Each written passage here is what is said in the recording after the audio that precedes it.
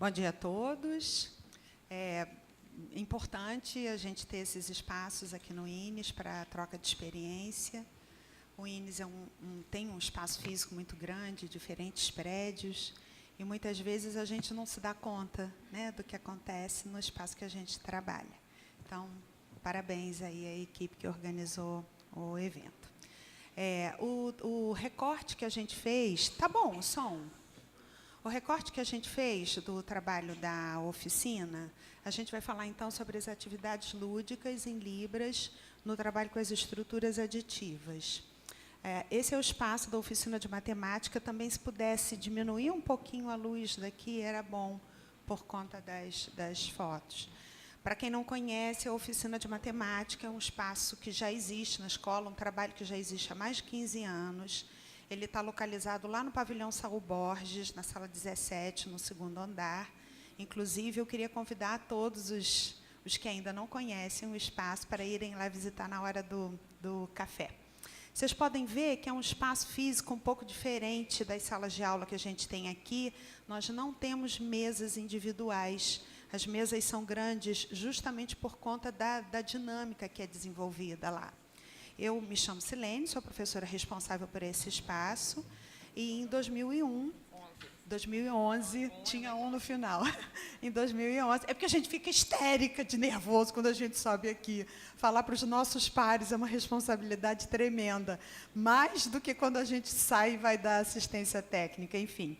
Então, em 2011, Manuela veio fazer parte do trabalho da oficina, e a Manuela atua também, hoje em dia, no ensino médio, né? Isso aí. Bom, a matemática ela tem poder formativo, organiza e estrutura o pensamento.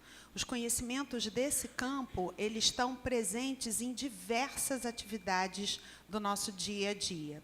E, por isso, é tão importante a apropriação desses conhecimentos básicos da matemática para os alunos do ensino fundamental. O objetivo principal da nossa oficina é dar formação continuada para os professores dos anos escolares iniciais. Os alunos vêm à oficina acompanhados dos seus professores uma vez por semana só. E, como a matemática tem esse poder formativo, seria fundamental que os alunos tivessem contato com os conteúdos da área todo dia na escola. E, como é o professor regente que vai estar em contato com o aluno durante um tempo maior, então, a oficina se propõe a fazer esse trabalho de formação continuada. Enquanto oficina pedagógica, quando a gente fala que um determinado espaço recebe um nome de oficina pedagógica, tem uma metodologia que vai junto, né? Ela requer a participação ativa e reflexiva de ensinantes e aprendentes. E eu gosto muito desse termo que a Esther Grossi utiliza, porque somos todos ensinantes e aprendentes e nos revezamos nesse papel. Quantas coisas a gente aprende com os nossos alunos, eles ensinam uns para os outros, enfim. Então, nós somos os atores desse espaço com uma circulação desses papéis, né? As atividades utilizadas lá na oficina do CF1, elas são previamente planejadas por mim e pela Manuela, de acordo com os conteúdos escolares previstos para cada um dos anos. Nós atendemos na oficina alunos e professores do 1º ao 5º ano. Então, esse é um espaço em que a educação é vista como processo de construção. Eu acredito que muitos daqui, eu me incluo, a gente recebeu um ensino de matemática numa visão muito tradicional, em que eram ensinados para a gente os procedimentos. Diziam, olha, você arma assim, você pede emprestado, vai você troca o sinal se você estiver trabalhando com uma determinada expressão, mas não existia a preocupação com a formação de conceitos matemáticos. E é isso que a gente pretende desenvolver com esse trabalho da oficina. Né? A ludicidade ela torna a aprendizagem mais significativa e prazerosa. E ela é muito comum, a gente encontra atividades lúdicas na educação infantil. Está aqui a equipe da educação infantil que pode falar bastante de como é desenvolvido o trabalho lá. Só que, à medida que a escolaridade avança, essas atividades lúdicas vão ficando mais escassas no espaço da escola, como atividade pedagógica, associado à situação de construção de conhecimento. Então, na oficina, nós lançamos mão de jogos e atividades lúdicas visando o trabalho com os conteúdos acadêmicos que estão lá discriminados para cada um dos anos escolares, né? É importante dizer que nem toda atividade lúdica é um jogo, mas que todo jogo é uma atividade lúdica, um bom jogo. Então, quando a gente seleciona as atividades para a oficina, nós buscamos atividades que sejam interessantes, que apresentem desafio para os alunos, e essas atividades elas têm que ser muito bem escolhidas, porque se o desafio for muito grande, o aluno desiste, e se tiver muito aquém da possibilidade dele também, não vai despertar o interesse, né? Nessas atividades, a gente vê a persistência dos alunos. É muito comum ouvir falar da ansiedade frente à aprendizagem da matemática. No nosso espaço da oficina, a gente não observa isso como comportamento dos alunos, justamente por conta da questão da ludicidade e do quanto a gente agrega prazer a essas oportunidades de construção de conhecimento. Eles precisam tomar decisões, então, se eles estão num jogo, eles têm que escolher para onde que eles vão andar com o pino, qual vai ser a melhor estratégia, e favorece bastante o desenvolvimento do raciocínio lógico. O raciocínio lógico ele não pertence à matemática, mas os conteúdos da área favorecem bastante a construção desse tipo de raciocínio. E nós temos observado, como resposta dos alunos, um aumento no tempo de atenção e concentração, porque eles ficam ali interessados nos jogos. Essas fotos que a gente está mostrando, elas foram feitas agora, no retorno das férias dos meninos, e teve um dia que a gente estava dando aula para uma turma de 3º ano, e tinha acabado a partida do jogo, e faltavam ainda 3 minutos para o pão, como a gente chama aqui, a hora do lanche. E a gente falou, vocês podem ir. Um deles levantou, mostrou um relógio digital que a gente tem em cima da mesa, falou, não, a gente ainda tem tempo, a gente quer continuar. Eu falei, caramba, quem diria que alunos de 3º ano iam querer ficar aqui na sala fazendo cálculo, porque era uma atividade essencialmente de cálculo, só que tinha a questão da ludicidade junto, né? E eu achei assim, isso um retorno extremamente gratificante por conta lá da reação deles, né? E o jogo ele permite a autoavaliação do seu desempenho. Então, você vai pensar, eu ganhei, por que eu ganhei? Quais foram as estratégias que eu utilizei, que me levaram ao sucesso? Ou se eu perdi, o que eu posso fazer de uma próxima vez para mudar? Então, a própria atividade dá o retorno para o aluno do desempenho dele. E aí, para falar das estruturas aditivas, nós sabemos que faz parte do conteúdo programático do campo da matemática trabalhar as 4 operações básicas: adição, subtração, multiplicação, divisão. E nós trabalhamos na oficina dentro dessa perspectiva dos campos conceituais, em que existe um campo aditivo, em que se trabalham as adições de adição, as operações de adição e subtração, e um outro campo conceitual em que se trabalham as operações, os cálculos multiplicativos e de divisão. E hoje a gente vai falar mais, então, das estruturas aditivas. O campo conceitual aditivo, ele se refere a situações que envolvem uma adição, uma subtração ou ambas as operações. E é importante a gente lembrar que os nossos alunos têm diferentes níveis de proficiência linguística. Então, quando todos participam de uma mesma situação de jogo, tem uma situação única que foi vivida por todo mundo, que foi compartilhada, e, a partir daquela situação, a gente, então, pode sistematizar os conteúdos que estavam envolvidos naquele jogo, né? E não é o jogo pelo jogo, tem intenção pedagógica na escolha que a gente faz do uso daquele jogo para aquela turma ou para aquele ano escolar. Esses desafios, as atividades, os alunos podem desempenhar em duplas, em pequenas equipes, ou pode ser uma atividade que tenha sido proposta para toda a turma. E aí, quando a gente pensa em cálculo e ensino de cálculo, a gente pensa logo na conta armada, né? Que é o chamado algoritmo. A gente pegou aqui uma das definições de algoritmo, conjunto de regras e procedimentos lógicos perfeitamente definidos, que levam à solução de um problema em um número finito de etapas.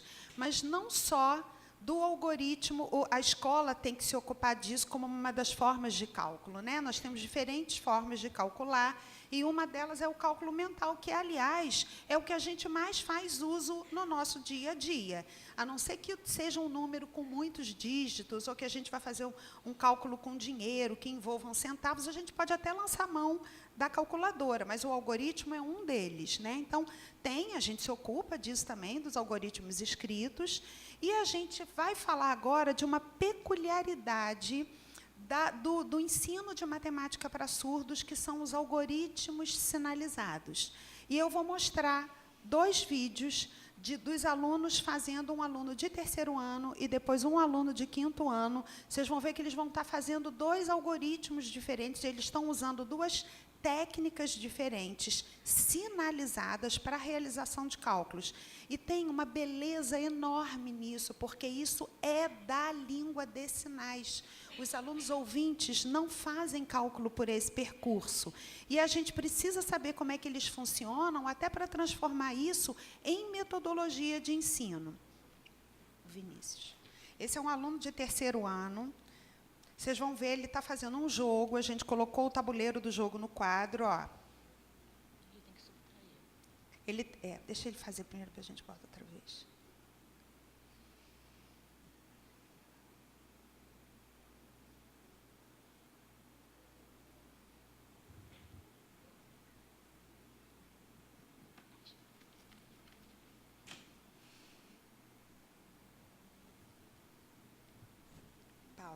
Pausa. Dá uma pausa. Bom, esse é um jogo que a gente tem utilizado com os alunos. Esse aqui foi com uma turma de 3º ano. É um jogo que se chama 3 em linha. Eles têm que escolher um número de A gente tem ali 14, 13, 12, 11, e subtrair um número de B. Eu acho que são todos 9, 7, 5 e 3. No outro, eles escolhem os 2 números, são 2 equipes que estão jogando, e ganha aquela equipe que conseguir marcar primeiro 3 números naquele quadradão ali embaixo, em linha. Então, o nome é 3 em linha. E pode ser uma linha horizontal, vertical ou em qualquer uma das diagonais. Então, a gente trabalha o cálculo, trabalha a percepção de espaço, trabalha a antecipação, porque num jogo não adianta você ganhar só. Você tem que ganhar antes que o outro o faça. Então, muitas vezes, você está pensando na jogada que você vai fazer depois, mas o outro vem, escolhe um determinado número e aquilo faz com que você precise mudar a escolha que você havia feito anteriormente. E vocês viram que ele fez 14 menos 5, e ele usou o recurso da sequência numérica. Essa mãozinha mostrava 5 unidades, cada dedo representando uma unidade, e na outra mão era um signo linguístico, 14, numérico, em que ele foi usando a contagem em ordem decrescente para realizar uma subtração. Esse é um algoritmo muito frequente no uso dos alunos. Inclusive, a gente queria ver se os alunos do Fundamental 2 passavam a fazer isso, operar mentalmente com essas quantidades, e já não precisar fazer na mão. A gente está perseguindo isso, né? Agora eu vou mostrar um outro algoritmo que é mais lindo.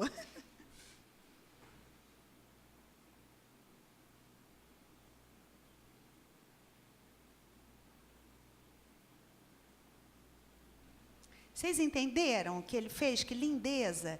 Existe um artigo falando da língua britânica de sinais, de que esse é como se fosse um algoritmo espontâneo, porque a gente ainda não está sistematizando isso, a gente não tem uma metodologia de ensino que envolva esse algoritmo. O outro a gente mostra bastante, porque como são unidades, eles vão, inclusive, fazendo uma decomposição em 5, tanto para subtração quanto para adição.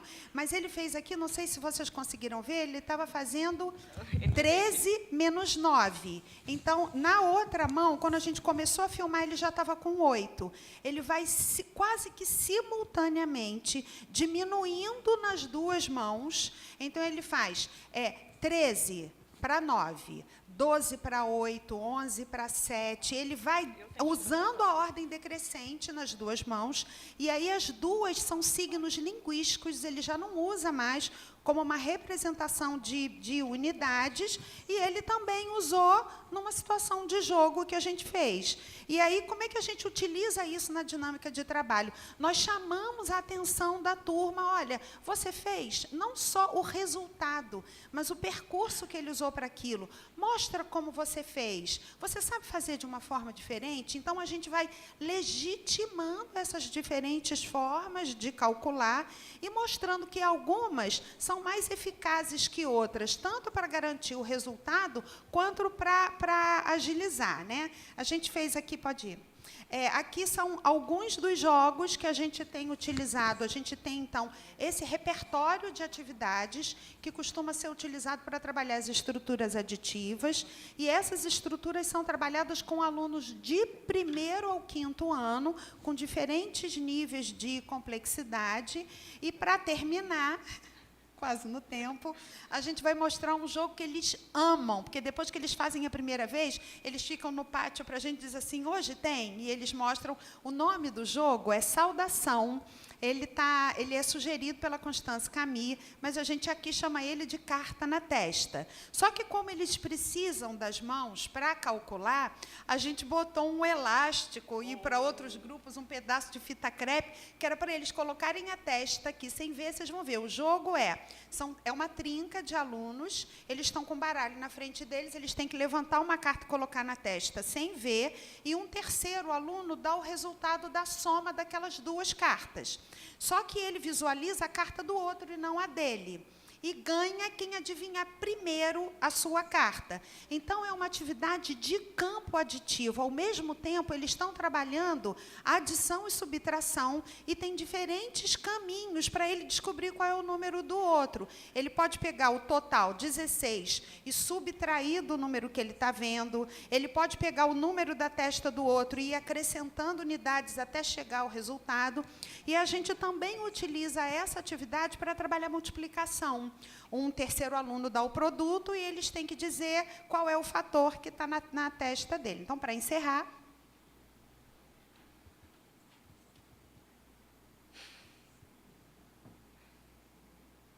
vocês viram? Era 16, um estava com 6 na testa, o outro estava com 10, só que a adição para o menino ficou mais fácil, porque a menina estava com 10, então 16 menos 10, 6. Mas é muito interessante. E aí, o que a gente procura? Num momento de jogo, brincar. Aquele é o momento do jogo, eles estão brincando. Depois, tanto a gente orienta o professor, quanto a gente repete o jogo de uma outra vez, e a gente vai sistematizando os conteúdos de cálculo que estavam envolvidos naquela situação. Bem, não foi no tempo, mas foi quase. Obrigada.